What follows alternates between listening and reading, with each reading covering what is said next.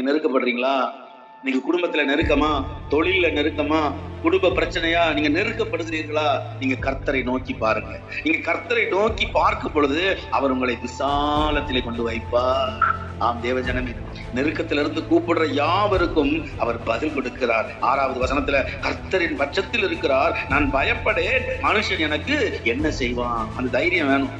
ஆமா, மனுஷங்களுக்கு என்ன செஞ்சிட முடியும்? ஒருவருக்கும் பயப்படக்கூடாது. மனுஷனுக்கு எக்காலத்தில் எந்த காரியத்துக்கு நினைச்சக்கூடாது, பயப்படக்கூடாது. எனக்கு அனுகூலம் பண்ணுகிறவர்கள் நடுவில் கர்த்தரின் பட்சத்தில் இருக்கிறார், என் சத்துருக்களின் சரி கட்டுதலை காண்பேன். மறந்துடாதீங்க, உங்களுக்கு யாரெல்லாம் சத்ருவா இருக்கிறாங்களோ அவர்களை அவர் சரி கட்டுவார். நம்ம ஏற்கனவே போன மாசம் ஒரு வசனம் வாசிப்போம், ஞாபகம் இருக்கா அவங்களுக்கு தெரியல இல்லையா? உன்னோடு போராடினவர்களை தேடியும் காணாதிருப்பாய். நாங்க இப்ப நிறைய பேர் தேடுறோம், எங்க இருக்காங்கன்னு தெரியாது. இப்ப திரும்ப சொல்றேன், இந்த மனுஷனை நம்பாதீங்க. மனிதனை நம்பினால் கண்ணியை வரவழைக்கும் என்று வேதம் சொல்கிறது. ஆமா, இன்னைக்கு என்னைக்காவது ஒரு நாள் கண்ணியா இருக்கும்.